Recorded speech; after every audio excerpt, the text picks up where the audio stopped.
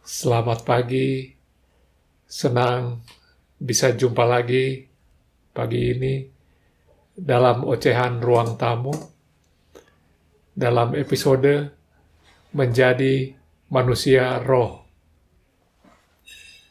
Bayangkan kalau kita tersesat kepanasan di padang pasir dan kehabisan air minum. Manusia pasti menderita ya kalau kehausan. Dan betapa senangnya kita akhirnya menemukan mata air yang jernih, berbual berlimpah, pasti penderitaan kita akan hilang.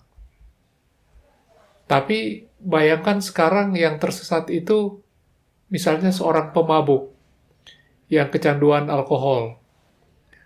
Orang yang kecanduan narkoba misalnya akan disebut sakau ya, kalau tidak mendapatkan asupan narkoba. Pemabuk ini pun demikian, di tengah kelimpahan air jernih itu, ia menderita kehausan karena dia butuh minuman alkohol. Maka ia mengerang-erang. Disuruh diam, tidak bisa. Karena syarafnya sudah terbentuk, bakal kesakitan kalau tidak mendapatkan candu itu. Nah, orang seperti ini harus dipulihkan, kembali yang menjadi dirinya yang asli, yang menyukai air jernih. Dan ini butuh dokter yang sangat ahli dan mumpuni. Kalau terlambat, organ tubuh akan rusak dan usianya itu akan pendek ya. Dan pendek pun isinya penuh penderitaan. Nah, sebelum kita mentertawakan sang pemabuk, karena memang pemabuk yang tersesat di gurun ini sebetulnya manusia paling sial ya. Kita juga sebenarnya seperti orang mabuk. Ketagihan macam-macam candu.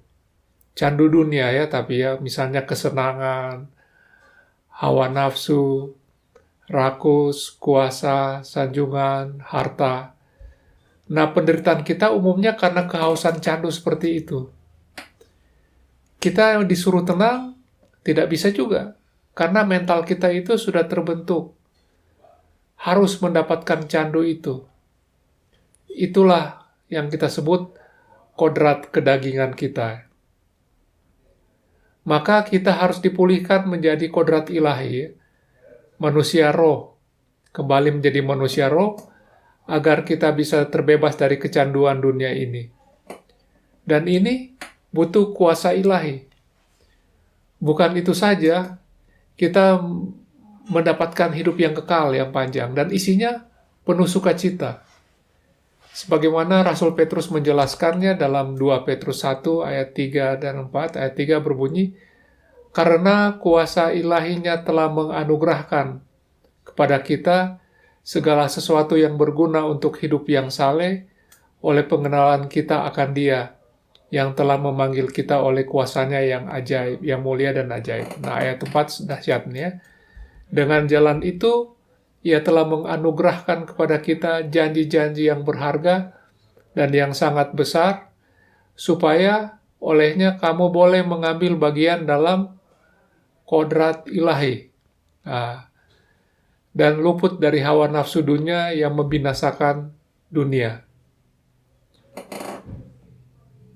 Bagaimana ya caranya kita berubah kodrat? Nah, harus ada proses. Proses namanya proses pembentukan rohani ya, spiritual formation namanya itu ya.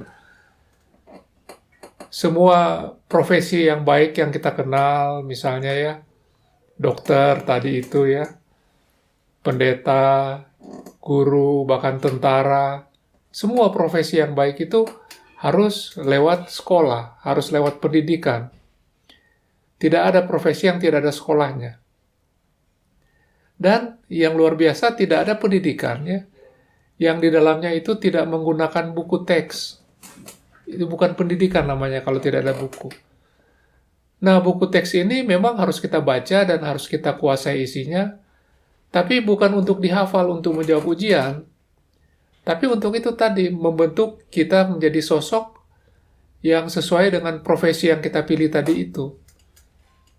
Jadi ibaratnya seperti software ya, barangkali ada yang tahu ya, program tersebut operating system. Misalnya ada Windows versi baru ya.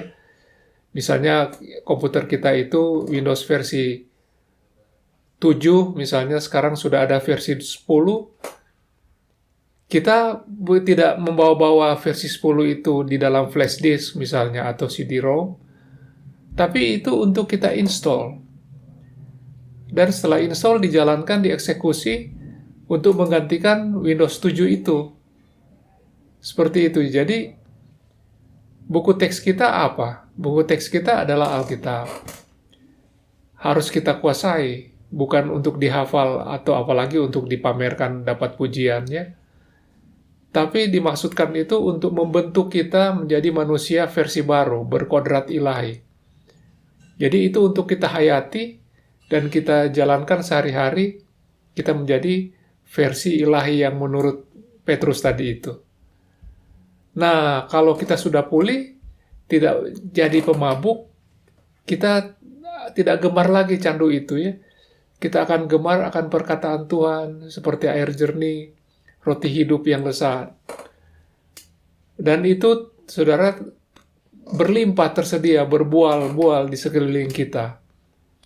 Itu membuat kita kaya dan tidak lagi tertarik dengan candu-candu yang ada di dunia ini. Asik ya? Selamat menjadi manusia ilahi, selamat menginstal firman Tuhan sebagai operating system dalam manusia ilahi kita itu. Dan tentu selamat terbebas dari penderitaan candu dunia dan bisa menikmati kekayaan hidup ilahi. Tuhan memberkati kita semua. Selamat pagi.